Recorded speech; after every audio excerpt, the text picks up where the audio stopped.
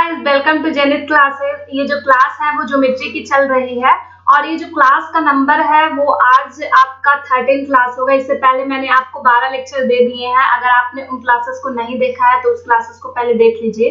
ये जो आपका क्लास का बेनिफिट है वो आपको सीजीएल में देगा, सीपीयू में देगा, एमटीएस हो गया और इससे से रिलेटेड जितने भी एग्जाम्स होते हैं उन सारे के जो मैथ के बेसिक कॉन्सेप्ट होते हैं, एडवांस मैथ के, वो मैं इन क्लासेस में पूरे अच्छे तरीके से कवर कर रही हूँ। अगर आपको ज्योमेट्री को लेकर के बहुत ही ज्यादा डर लगता है, ऐसा लगता है कि नहीं हो पाएगा, तो मेरे द्वारा पढ़ाए गए इन क्लासेस को आप देखिए। आपको जो ज्योमेट्री का डर है, एडवांस का डर है, मैथ का डर है, वो बिल्कुल खत्म हो जाएगा। तो चलिए आज की वीडियो को स्टार्ट करते हैं। तो आज का जो क्लास स्टार्ट होगा एक क्वेश्चन से होगा। क्वेश्चन बोल रहा है कि triangle ABC is similar to triangle PQR. मतलब दो ट्रायंगल है वो एक दूसरे के सिमिलर है। AB और PQ 2:3 दिया हुआ है and AD is median to side BC in the triangle AB and ABC and PS is median to side QR in triangle PQR. What the value of BD upon QS का square, और इसका value निकालना है। तो ये direct मैंने जो कल आपको कॉन्सेप्ट बताया है उसी पे बेस है। इसका जो वैल्यू हो जाएगा वो सीधे से क्या हो जाएगा, इसका स्क्वायर हो जाएगा, यानी कितना हो जाएगा 4 आपका 9 हो जाएगा और इसका सही आंसर कितना होगा 4:9। अच्छा, जो कॉन्सेप्ट है वो क्या है कि लेट आपने एक लाइन ड्रॉ किया है, एक लाइन है और इसे नाम दे देते हैं। ये आपका कौन सा लाइन है, ये AC आपका लाइन है। अब यहाँ से एक और लाइन ड्रॉ किया और इसी के पैरेलल मैंने एक और इधर लाइन ड्रॉ किया। अब इससे क्या करते हैं, इसके बेस को मीट करते हैं और इससे क्या करते हैं, इसके बेस को मीट करते हैं। नाम दे देते हैं, लेट करते हैं कि आपका B है, ये AB हो गया, ये आपका क्या हो गया CD हो गया। अब एक लाइन और ड्रॉ करते हैं यहाँ पे, ये आपका क्या है, PQ है। अब जो आपने ये तीनों लाइन ड्रॉ की है वो तीनों एक दूसरे के क्या है, पैरेलल है। AB पैरेलल, PQ पैरेलल किसके है, CD के पैरेलल है। लेट करते हैं कि आपका AB क्या है, X है, आपका P और Q क्या है, आपका Z है, और जो आपका CD है वो क्या है, Y है। तो इस कंडीशन में आपका एक फॉर्मूला निकलता है, वो क्या होता है, Z इक्वल टू क्या होता है, XY upon X plus Y। ये बहुत ही ज्यादा इंपॉर्टेंट फॉर्मूला है, इस पे बेसिक बहुत सारे क्वेश्चन अभी फिलहाल बन रहे हैं। तो बेसिक कॉन्सेप्ट क्या है कि अगर आपने कोई इस तरीके का लाइन ड्रॉ किया है और आपने AB parallel, PQ parallel, CD लिया है, तो उस कंडीशन में आपकी ये वैल्यू आ जाती है। अब ये आती कहाँ से है, थोड़ा सा ये समझना बहुत ही ज्यादा जरूरी है। तो सबसे पहले ट्रायंगल लेते हैं ABC। आपका जो ये है ABC, इधर मैं थोड़ा सा आपको देती हूँ, यही ट्रायंगल है A, B और C। ये A है, ये B है और ये C है। ये आपका लाइन क्या है, PQ है। ये आपका कौन सा लाइन है, PQ है। ये आपका मैंने लेट किया हुआ है कि ये X है और ये Z है। ये दोनों लाइन क्या है, एक दूसरे के पैरेलल है। तो उस कंडीशन में मैंने आपको थर्स पर में कल बता दिया है। तो Z अपॉन X बराबर क्या हो जाएगा, सिंपल से ये हो जाएगा कितना, CQ अपॉन क्या हो जाएगा, C हो जाएगा। मैंने इस चीज को आपको बताया हुआ है पहले से। अगर आप X, मैंने आपको एक चीज बताई थी कि अगर कोई थेल्स परिमेय में क्या होता है कि इन दोनों ये और ये पोर्शन का जो रेशियो होता है वो इसके और इसके क्या होते हैं, कोरस्पॉन्डिंग इक्वल होते हैं। तो यहाँ से ये आ गया। अब जो हमारा दूसरा ट्रायंगल है वो कौन सा ट्रायंगल बचा हुआ है, ये A, C और D को लेंगे। कौन सा ट्रायंगल लेंगे, ट्रायंगल A, C और D को लेंगे। यहाँ पे भी आपको थेल्स परिमेय ही लगेगा, थेल्स थ्योरम ही लगेंगे। ये आपका क्या है, Z है और ये आपका क्या है, Y है, जो कि मैंने पहले से माना हुआ। तो यहाँ पर से भी जस्ट वैसे ही आप इस चीज को निकाल लीजिए। तो Z अपॉन X बराबर क्या हो जाएगा, क्या हो जाएगा, AQ और QC हो जाएगा। क्या हो जाएगा, AQ और क्या हो जाएगा, AC हो जाएगा। तो आपको यहाँ पर से दो इक्वेशन दिख रहे होंगे। अब इन दोनों इक्वेशन को आप क्या करिए कि ऐड कर लीजिए, तो सिंपल से आपकी ये वैल्यू आ जाएगी। तो मैं यहाँ पे इससे फर्दर ऐड करती हूँ। तो ZX क्या हो जाएगा, ZX plus ZY is equal to क्या हो जाएगा, CQ प्लस AQ और CA कॉमन, तो सिंपल से क्या हो जाएगा, यहाँ पे ये हो जाएगा आपका AC। CQ और AQ क्या है, CQ और AQ आपका AC है, तो सिंपल से ये क्या हो जाएगा, AC अपॉन AC आपका 1 हो जाएगा। AC अपॉन आपका AC क्या हो जाएगा, 1 हो जाएगा। तो यहाँ पर से आप ये क्या कर लो कि यहाँ पर से 1/x थोड़ा सा और सिंपल कर लो तो 1/y और इक्वल टू क्या हो जाएगा 1/z हो जाएगा। अब इसे आप फर्दर सॉल्व करोगे तो रिजल्ट आपका क्या आएगा, यही रिजल्ट आएगा। तो यहाँ पर से ये आ गया। तो मैंने ये चीजें आपको बताई, लेकिन आपको सिर्फ यही याद रखना है जो कि मैंने आपको ये बताई है कि z की वैल्यू क्या होगी, x × y upon x + y। ये जो क्वेश्चन आपको दिख रहा है बहुत ही ज्यादा इजी है, जो मैंने आपको पहले कॉन्सेप्ट बताए हैं उसके अकॉर्डिंग। तो सबसे पहले यहाँ पे नाम नहीं दिया हुआ तो थोड़ा सा नाम दे देते हैं। ये A है आपका, ये B है, ये आपका C है और ये D है और ये आपका क्या है P है और ये Q है। और ये जो तीनों लाइन है वो आपस में क्या है, पैरेलल है। तो अब आप इस क्वेश्चन को सॉल्व करिए, बहुत इजी है। इन द गिवन फिगर दिया हुआ है कि AB पैरेलल PQ और CD के है। तो AB माइनस CD क्या है, 72 दिया हुआ है और BP और PC का रेशियो कितना दिया हुआ, 5:3 दिया हुआ है। BP और PC का रेशियो क्या दिया हुआ है, 5:3 दिया हुआ है ऑलरेडी। बात क्लियर है। तो आपको लेंथ निकालनी है PQ की, तो कैसे करेंगे, मैंने आपको थेल्स थ्योरम के बारे में बताया है। जैसे कि ये आपका एक ट्रायंगल है, इसी का ये पार्ट है, इसी चीज का पार्ट है। मैंने आपको एक चीज बताया है कि अगर आपका यहाँ पे मान लो कि कोई साइड दिया हुआ है, 3 दिया हुआ है, रेशियो में दिया हुआ है कितना, 5 दिया हुआ है, तो यहाँ से यहाँ तक की वैल्यू 3 है और यहाँ से यहाँ तक की वैल्यू 8 है, तो जो इसका रेशियो हो जाएगा ये हो जाएगा 3 और ये हो जाएगा 8, जब ये दोनों लाइन पैरेलल होंगे तब। तो इसी तरीके से ये जो लाइन है वो कितना हो जाएगा, ये सिंपल से आपका हो जाएगा 3 और ये क्या हो जाएगा 8 हो जाएगा। ये तो ट्रायंगल A, B और C की बात हुई। लेकिन अब हम लोग ट्रायंगल किसकी बात करते हैं, ट्रायंगल ACD का बात करते हैं, A, C और D का।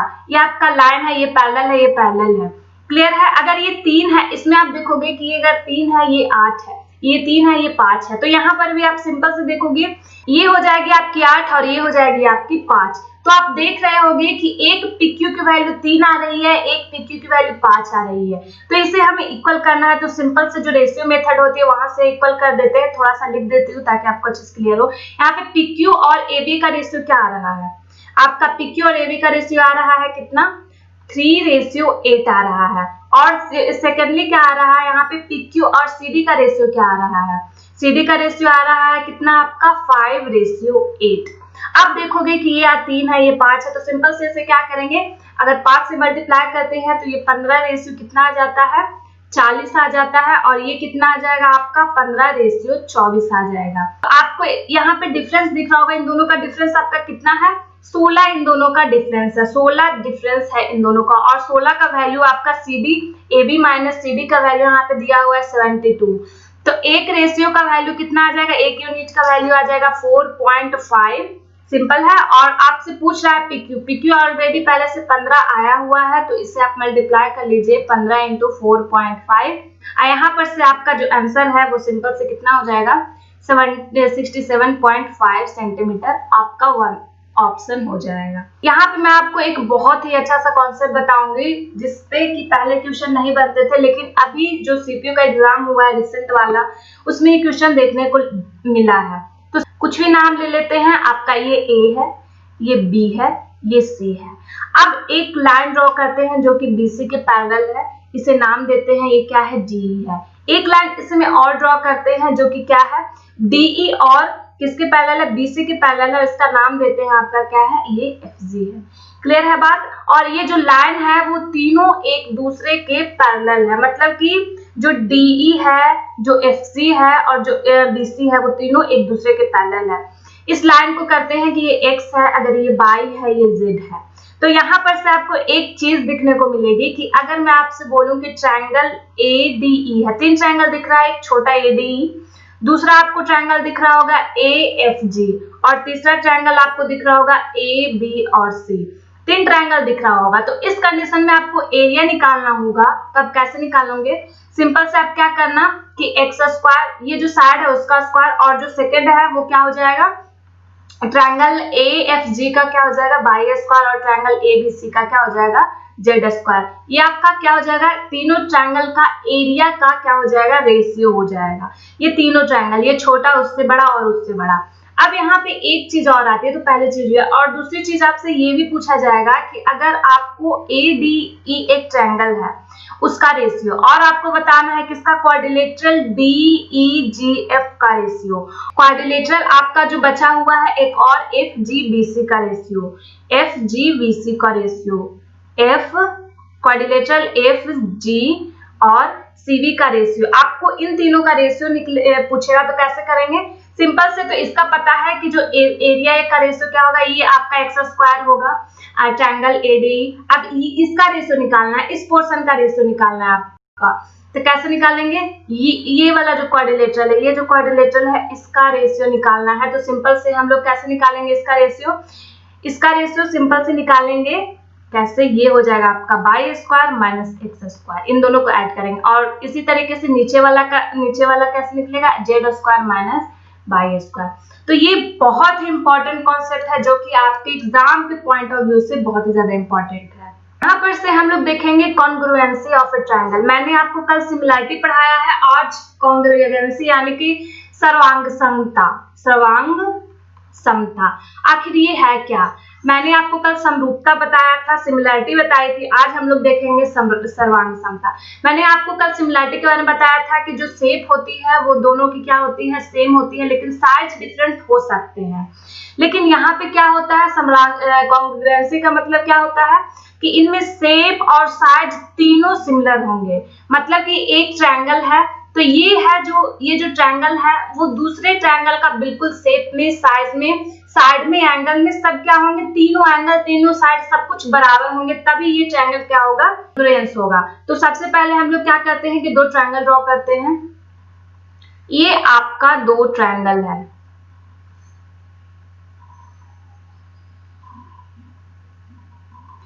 A है, ये B है, ये C है, और ये D है, ये E है, और ये F है।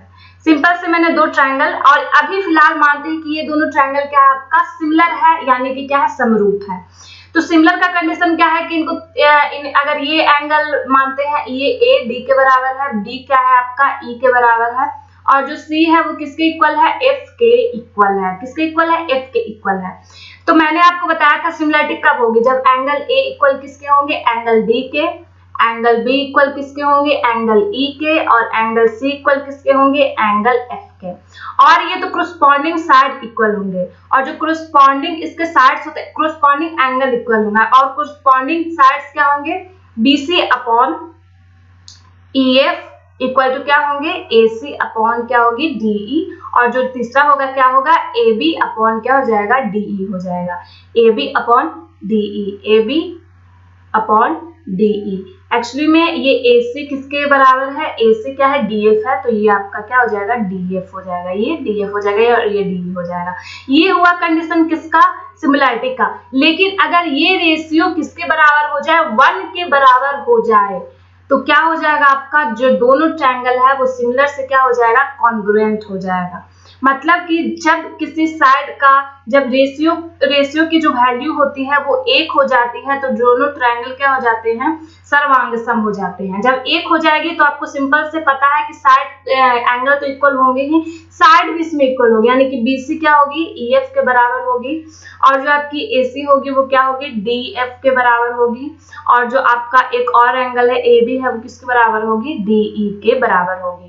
तो इस कंडीशन में जब ये कंडीशन इक्वल 1 हो जाएगी तो ये दोनों ट्रायंगल क्या हो जाएंगे, सर्वांगसम हो जाएंगे। और सर्वांगसम को, कॉन्ग्रुएंट को डिनोट कैसे किया जाता है, अब यहाँ पे मैं आपको बताती हूँ कि जो ABC है वो सर्वांगसम है, इस तरीके से डिनोट किया जाता है ट्रायंगल किसका, DEF का। तो इस तरीके से आप कॉन्ग्रुएंसी को बहुत अच्छे से समझ सकते हैं। अब यहाँ पे मैं आपको कुछ कंडीशन बताऊंगी जो कि कॉन्ग्रुएंसी की कंडीशन है। सिमिलरिटी में तो कोई भी ट्रायंगल, कोई भी शेप बिल्कुल सिमिलर हो सकते हैं जब उनके कुछ जो टर्म और कंडीशंस अप्लाई होते हैं तब। लेकिन जब आपकी सर्वांगसमता की कॉन्ग्रुएंसी की जाए तो वो बहुत ही ज्यादा लिमिट है। जैसे कि आप ऐसे कुछ भी नहीं कर सकते हो कि ट्रायंगल अगर दो दिख रहा है तो वो दोनों ट्रायंगल क्या होंगे, कॉन्ग्रुएंट होंगे। तो इसके लिए कंडीशन बताया जाता है। तो कंडीशन है, 4 कंडीशन है जो कि बहुत ही ज्यादा इंपॉर्टेंट है, और अगर ये 4 कंडीशन सेटिस्फाई करती है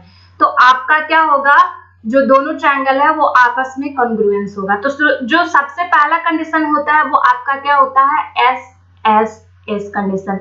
इसे हम लोग क्या कहते हैं, side side side condition. Hindi में इसे क्या कहते हैं, भुजा भुजा और भुजा। ठीक है, अगर इसे देख करके आपको समझ आ रहा होगा तो आप अच्छे से समझ पाओगे। जैसे कि मैंने यहाँ पे दो ट्रायंगल ड्रॉ किया है,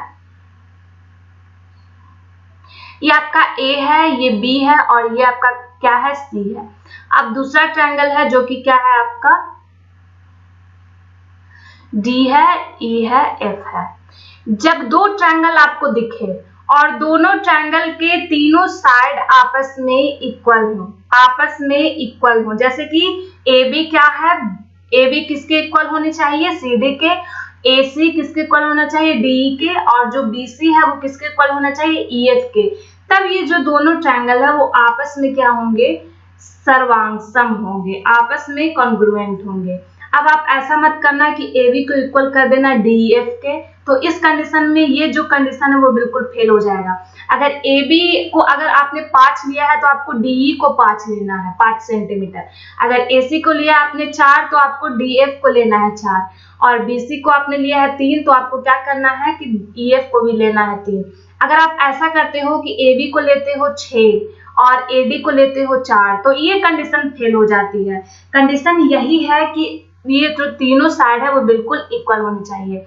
जो दूसरा कंडीशन आता है बहुत ही ज्यादा इंपॉर्टेंट है और वो है साइड एंगल साइड, यानी कि एस ए एस, भुजा एंगल और क्या, भुजा कोण और भुजा। ये क्या है आपका, भुजा कोण और ये है भुजा।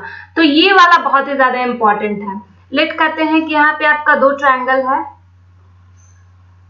दो ट्रायंगल है, ये ए है, ये बी है और ये आपका क्या है, सी है, और ये और एक ट्रायंगल है और ये क्या है आपका, ये डी है, ये ई है और ये क्या है, एफ है।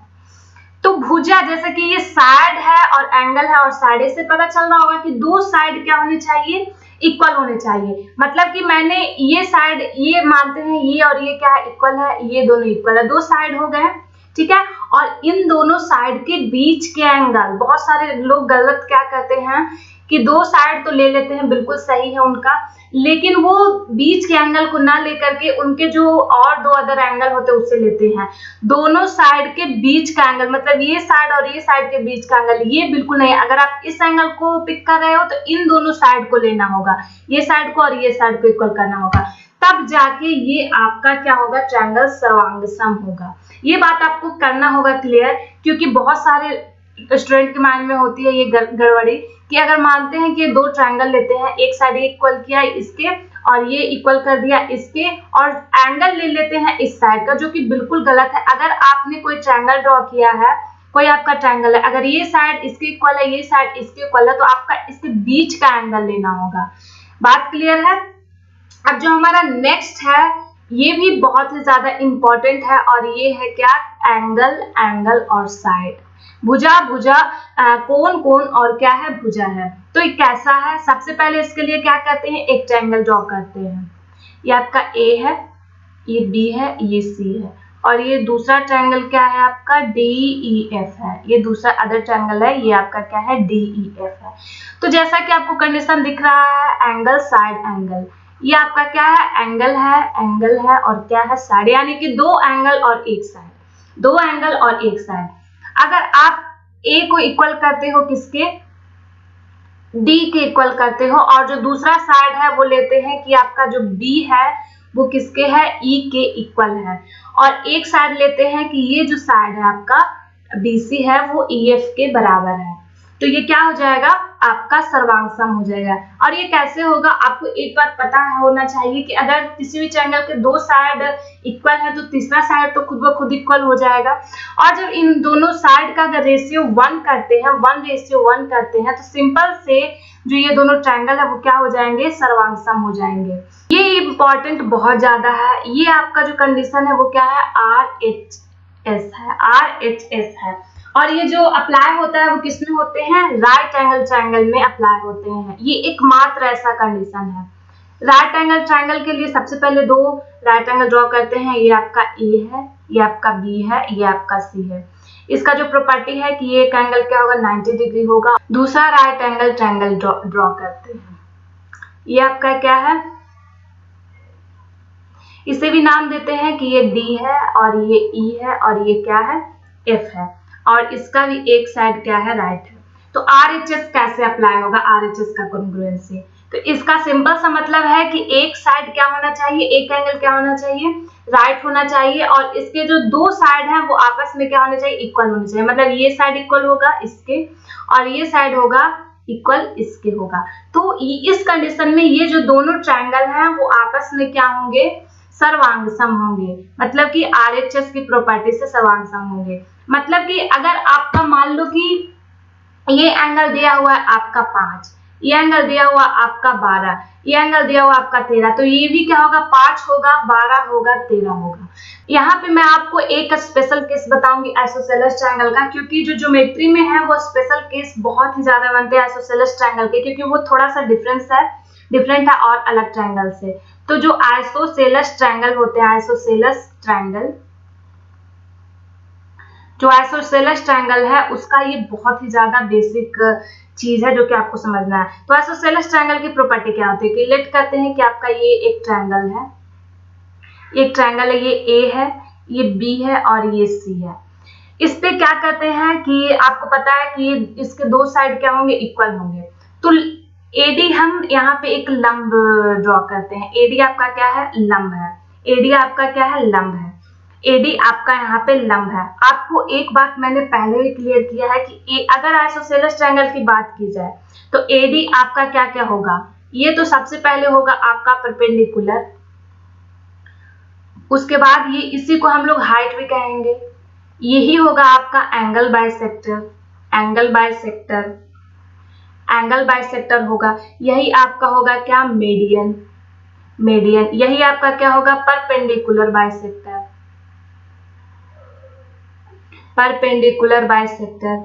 इतना सारे चीजें जो भी मतलब आइसोसेलेस ट्रायंगल है वही क्या होगा, एडी पे होगा। ठीक है, तो अब इसे कैसे, ये जो सारी चीजें आती है कहाँ से आती है आप लोगों को पता होगा, मैं इसे थोड़ा सा बताती हूँ क्योंकि ये आपके एग्जाम के लिए इम्पोर्टेंट है। तो सबसे पहले आपको यहाँ पे दिख रहा होगा दो ट्रायंगल, एक ABD दिख रहा होगा और एक क्या दिख रहा है, AD और C। तो आप इसे अगर मान लो कि ये थीटा है तो ये भी थीटा होगा, एक साइड है। अगर इसे मानो ये दोनों एंगल क्या है, आपस में क्या है, इक्वल है। क्योंकि अगर मान लो कि आइसोसेलेस ट्रायंगल है, उसके दो साइड इक्वल हैं, तो उनके जो आमने सामने के एंगल होंगे वो भी क्या होंगे, इक्वल होंगे। ठीक है, अगर इसे आप पूरा मानते हो कि ये पूरा 2 थीटा है तो ये थीटा हो जाएगा, ये थीटा हो जाएगा, क्योंकि ये एंगल बाइसेक्टर भी है। ये जो एडी है वो एंगल बाइसेक्टर भी है। ठीक है, यहाँ पे क्या है कि जो आपका ट्रायंगल ADB है वो सर्वांगसम किसके है बताना, AD और C के। क्यों सर्वांगसम है, क्योंकि इसके एक साइड इक्वल है, दो एंगल इक्वल हैं। तो यहाँ पे आपको दिख रहा होगा AD कॉमन है, तो इस कंडीशन में AD आपका यहाँ पे कॉमन है, तो जो दोनों ट्रायंगल है वो क्या है, आपस में क्या है, सर्वांगसम है। अब जब सर्वांगसम है तो यहाँ पे आप देख रहे होंगे कि एंगल B किसके इक्वल हो जाएगी, एंगल C के इक्वल हो जाएगी। एंगल B किसके इक्वल हो जाएगी, एंगल C के इक्वल हो जाएगी। तो आपको यहाँ पर दिख रहा होगा कि BD इक्वल किसके हो जाएगा, DC के हो जाएगा। BD इक्वल किसके हो जाएगा, DC के हो जाएगा। अगर BD और DC यहाँ पे इक्वल है तो यहाँ पर से आपको साफ दिख रहा होगा कि ये क्या हो जाएगी, ये आपका जो लाइन है वो क्या हो जाएगा, मिड पॉइंट हो जाएगा। यहाँ पे AD मिड पॉइंट हो जाएगा, AD यहाँ पे क्या हो जाएगा, मिड पॉइंट हो जाएगा। अगर ये मिड पॉइंट है तो क्या हो जाएगा, ये मीडियन हो जाएगा। क्योंकि अगर ट्रायंगल में आप एक लाइन ड्रॉ, एक सीवन ड्रॉ करते हो और अगर उसे बेस को इक्वल पार्ट में डिवाइड करते हो तो वो क्या कहलाता है, मीडियन कहलाता है। उस चीज को हम लोग मीडियन कहते हैं। क्लियर है। आज की क्लास का लास्ट कॉन्सेप्ट है लेकिन बहुत ही ज्यादा इंपॉर्टेंट है। सबसे पहले एक लाइन ड्रॉ करते हैं। ये आपका AB लाइन है। AB क्या है, लाइन है। AB पे एक हम लोग CD परपेंडिकुलर बाइसेक्टर लेते हैं। CD आपका क्या है, परपेंडिकुलर बाइसेक्टर है। CD is a perpendicular bisector. ठीक है, CD लेते हैं। यहाँ पर आप इसे CF कर लीजिए ताकि और अच्छे से समझ में आए। और इसी CF पे एक और कोई भी पॉइंट लेते हैं, वो है D। अब आपको ए से डी को मिक्स करना है, मीट करना है, और आपको डी से डी को मीट करना है। तो यहाँ पे आप देख रहे होंगे कि अगर ये परपेंडिकुलर बाइसेक्टर है तो AC इक्वल किसके होगा, CD के इक्वल होगा। तो इस कंडीशन में ये जो दोनों ट्रायंगल है, ये जो दोनों ट्रायंगल कौन कौन से, DCA सर्वांगसम होंगे ट्रायंगल किसके, DC और B के। ये दोनों ट्रायंगल आपस में सर्वांगसम होंगे। मैंने क्या क्या किया है वो कंडीशन यहाँ पे लिख देती हूँ ताकि आपको अच्छे से क्लियर हो। जैसे कि मैंने किया है कि CD इज क्या है, परपेंडिकुलर बाइसेक्टर ऑफ किसके है, AB के परपेंडिकुलर बाइसेक्टर है। और मैंने D लिया है, D is any point of CF पे मैंने D एनी पॉइंट लिया है, ठीक है। और जो मैंने तीसरा किया है वो C इज मिड पॉइंट, क्या हो रहा है, C is mid point of AB। आपको ये चीजें क्लियर होनी चाहिए। अगर आप कोई लाइन पे परपेंडिकुलर ड्रॉ करते हो तो ये दोनों लाइन क्या होते हैं, आपस में इक्वल हो जाते हैं। बस यही किया है। अगर ये सारी चीजें सेटिस्फाइड है तो खुद से मेरा कहने का मतलब है कि जो ये दोनों साइड होगी वो आपस में इक्वल हो जाएंगे। मतलब इतना आपको समझना जरूरी नहीं है, ये बात आपको पता होना चाहिए कि जब ये सारे टर्म कंडीशन अप्लाई होगी तो ये दोनों लाइन AD और AD और जो DB है वो आपस में क्या हो जाएंगे, DB आपस में इक्वल हो जाएंगे। बहुत ही इंपॉर्टेंट है, बहुत सारे क्वेश्चन इस पे बनते रहते हैं। ये जो दोनों लाइन है वो आपस में क्या हो जाएगी, इक्वल हो जाएगी। तो आई होप कि आज की क्लास आपको बहुत अच्छे से क्लियर हो गई होगी। मैंने जितना भी सर्वांग का कॉन्सेप्ट है मैंने आपको बता दिया है। तो अगर पसंद आया है तो चैनल को सब्सक्राइब, बेल आइकन को प्रेस करके वीडियो को लाइक कर दीजिएगा, दोस्तों में शेयर भी करिएगा। तो मिलती हूँ आप लोगों के साथ अगले क्लास में इसके क्वेश्चन के साथ। तो उस क्लास को मिस मत कीजिएगा और साथ ही साथ इसके पहले वाले क्लास को जरूर देखिएगा, तब आपको अच्छे से बेसिक क्लियर होंगे। So thanks for watching video, till then bye bye.